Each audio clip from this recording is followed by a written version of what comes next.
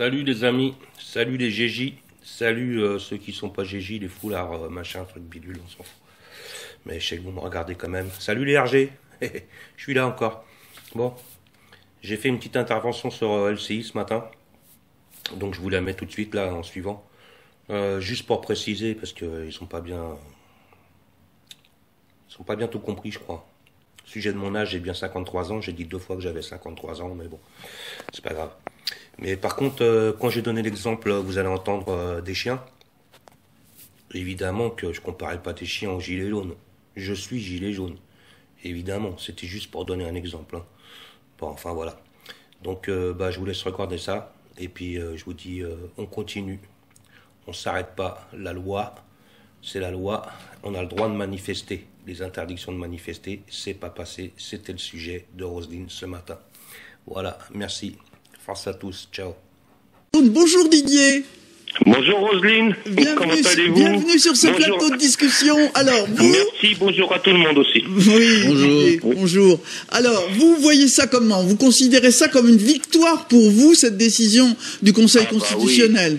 Oui, sans problème. À un moment, je veux bien tout entendre, mais il faut être sérieux. En fait, la réalité, c'est que cette loi, elle est faite juste pour les gilets jaunes. C'est une loi anti-gilets jaunes, c'est tout. Ça s'arrête là. Mais le droit de manifester, c'est un droit. Et voilà, ça s'arrête là. Après, le problème, vous allez me dire, c'est le problème des violences et tout ça. Mais je suis désolé encore une fois, ils ont qu'à arrêter les black box. Ils ne veulent pas les arrêter, c'est tout. C'est la vérité. À un moment, il faut dire la vérité. À arrêter les black blocs, ça, Didier, cette disposition. Je me fais l'avocat du diable là. Hein, mais non, mais cette disposition, elle sert à rien puisque, en fait, moi, par exemple, j'ai 53 ans. Oui. Si je vais dans une manifestation où il y a des gaz lacrymogènes et tout ça, je vais bien me couvrir le visage pour pas respirer des gaz. C'est tout à fait logique. Je vais pas, voilà. Et les black box, tout le monde le sait. Il faut le dernier week-end où il y a eu des casses sur les Champs-Élysées, tout le monde sait très bien qu'ils ne les ont pas arrêtés. Parce qu'ils ne voulaient pas les arrêter. C'est tout, ils les ont laissés faire. Il faut pas dire le contraire. Mathieu Alterman veut vous parler, journaliste. Oui, si je peux lui répondre après, c'est sans problème. Oui, vous allez pouvoir lui répondre, Mathieu. Bonjour Didier, non, j'ai envie de dire, vous avez raison et vous avez tort en fait. C'est ça le problème. Vous avez raison qu'effectivement les policiers peuvent arrêter les black bots. Évidemment, il y a pas besoin d'identifier les gens, on les arrête une fois et puis bon.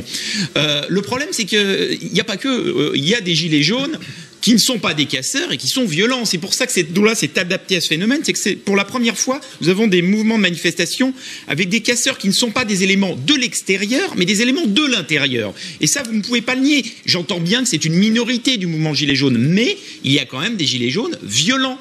Voilà. Oui, même. Ok, donc je vais vous répondre.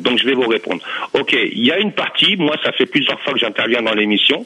Il y a une partie des gilets jaunes qui se sont radicalisés, et ça, c'était sûr et certain qu'ils allaient se radicaliser.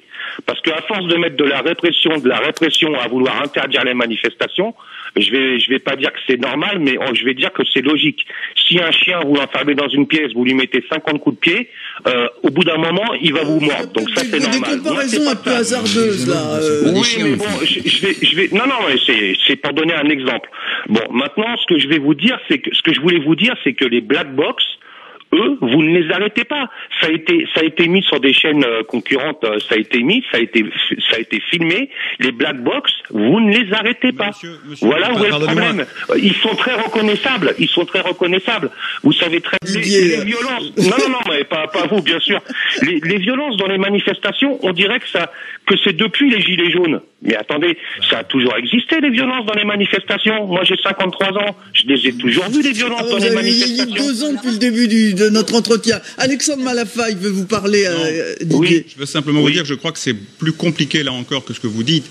Arrêter des black blocs, arrêter des gens qui sont dans un état de déchaînement certain, c'est extrêmement compliqué. Ça nécessite des moyens de police, des moyens d'intervention, parfois qu'on n'est pas non plus en situation d'accepter. Rappelez-vous, tous les débats ces dernières semaines sur l'utilisation des LBD, des flashballs, montrent bien que dès qu'on est dans une logique plus répressive, quand on commence à utiliser les matraques, là aussi ça fait polémique. Donc c'est très compliqué. Par ailleurs, pour arrêter un black bloc, il faut plusieurs policiers. On peut pas arrêter une personne. C'est pas du 1 contre 1, c'est plutôt du 3 ou du 4 contre 1 par rapport à des gens ultra déterminés. Et ensuite, la dernière problématique, c'est la problématique juridique.